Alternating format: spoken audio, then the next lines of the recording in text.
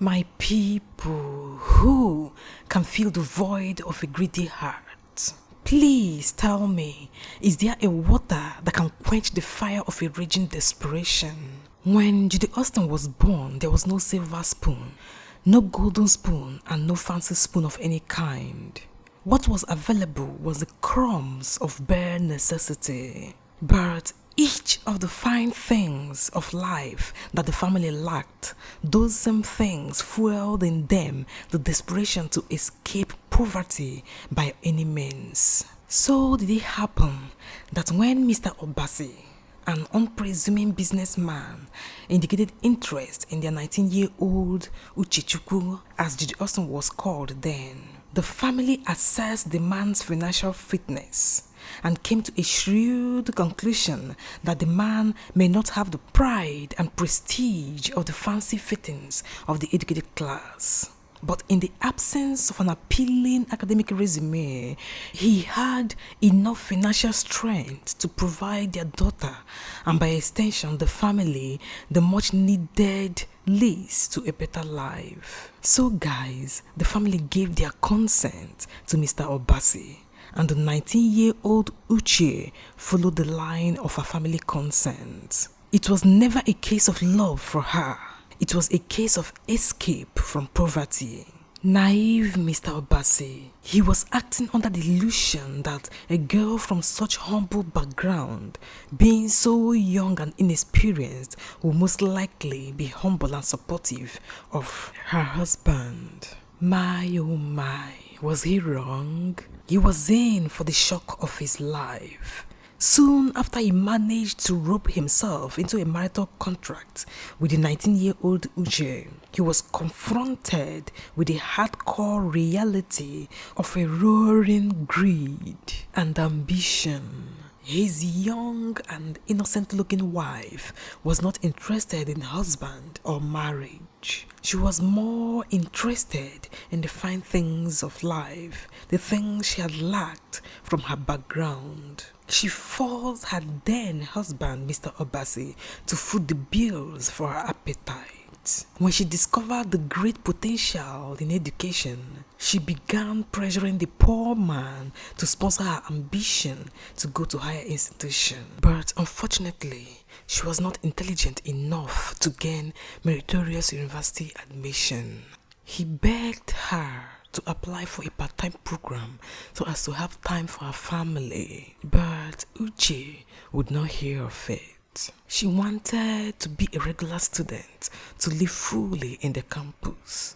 What the husband did not understand was that his young wife was desperate to distance herself from him and enjoy the life she never had the opportunity to enjoy before. So, Mr. Obasi ignorantly played along. But unfortunately for Uche, her academic record could not meet up with the minimum requirements for the admission of a regular student. After wasting more than 500,000 naira of her husband's money, she came to the sad realization that no amount of bribery and manipulation of the system could obtain for her university admission for regular students. So, sadly, she gave up that desire and resigned herself to the second option, which was going for part-time. Her husband, Mr. Obasi, as usual, was a sucker for her.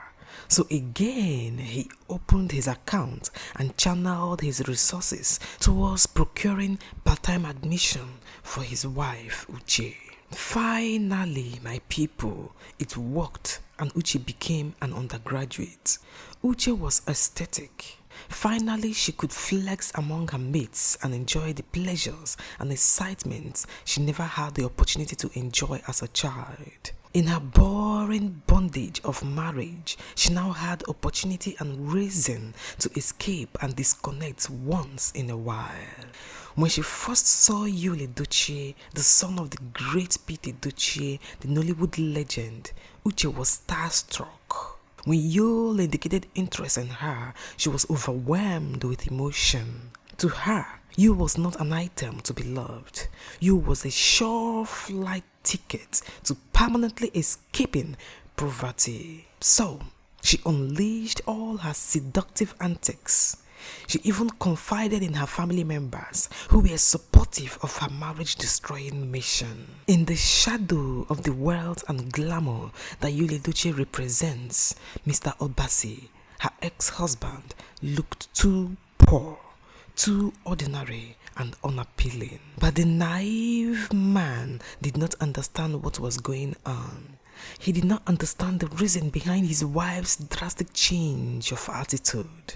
So he kept trying to please her. But the more he tried, the more Uche, his wife, hated him, resented him, and sought for a way to jump off his house and land in Yul Edochie's house. At a point, Uche could not bear it anymore, so she started pressuring her husband, Mr. Obasi, to rent a house for her at Enugu. When her husband asked for the reason, she could not come up with any reasonable one, except she wanted to change an environment. What her husband, Mr. Obasi, did not know was her main reason to change an environment from where they are living was the same reason she wanted to be a regular student. It was simply to distance herself from him in a way that will enable her to do things that she couldn't do while being close to him. Initially, she was a bit patient with her husband, Mr. Obasi, all because she still desperately needed the financial support he provided her. But as her seductive antics on Yul Edochie began to pay off, she became even more desperate to escape the little financial shelter that her husband provided. So, when Mr. Obasi refused to grant her the wish to relocate to Enugu, a town she had no business in, a town where Yul Edochie resides, a town where her husband would not be around to monitor or witness her rompings with Yul Edochie, a town where lies her ticket to freedom, seduction, and popularity. This town, Enugu, was too good and too promising to let go. So when Mr. Obasi refused, she snapped. And one fateful day, in the absence of Mr. Obasi, she packed her things and left her matrimonial home. By then, gullible Yul Edochie has become so enslaved by her traps that he provided the means and the support for carrying out this despicable act. The shock in the face of Mr. Obasi when he came back home to find his house empty of his wife, his children, and their property could only be imagined. Now, Uche has a new rope to tie Yul Edochie with. I've left my husband for you. It's time you leave your wife for me too. But Yul could not leave his wife because, unlike in the case of Uche and Mr. Obasi, Yul married his wife when he had nothing.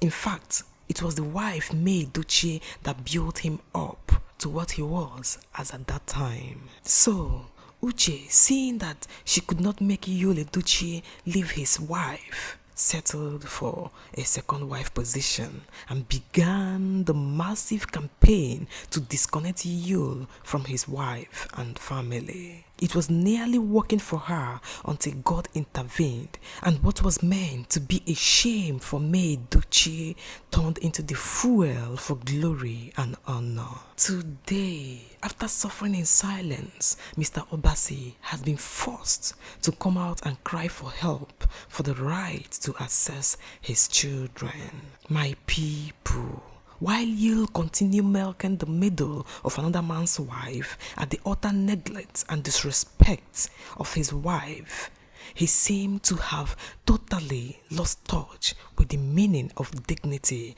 and integrity. He now flaunts stupidity as if it is a banner of victory. What the end of this saga will be is yet to be revealed, but let's wait and watch as the drama keeps unfolding new twists. But before I drop my mic, my people, the silent lesson here remains the fact that desperation does not understand the language of love. No matter how much Mr. Obasi must have loved Judy Austin, No amount of sacrifice on his part could or can keep a desperate soul from abandoning him when opportunity presented itself. Judy never married him for love. He was the feasible opportunity for her at the time.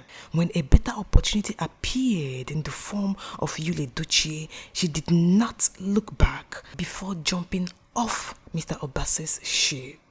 She so disdained and despised the man that she doesn't even want the children she bore with him to identify with the man. The man reminds her of what she had been struggling to forget, which is her background. Yul Edochie is a pleasant distraction to her, a distraction she is determined to milk in spite of whatever shame and abuse she receives, in spite of whatever damage it may cause. So my people, don't expect anything less from a desperado. It's all an escaping race for her. People can complain and rebuke the much they want, but that will not faze her, because her target is not to impress anyone but to escape from the experience of her background. A haunted man does not mind how many people's property he spoils as he runs for escape. Guys, here we stop for now. Please, what do you think? Let me hear your opinions in the comment section. If there is anything you like about this video, please give it a thumbs up. Also, if you've not subscribed, please join us by subscribing, hitting the notification bell so that you'll be notified anytime I post a new video. Like and follow our Discord page on Facebook for more. Thanks for watching, guys. Do have a lovely day. Bye bye.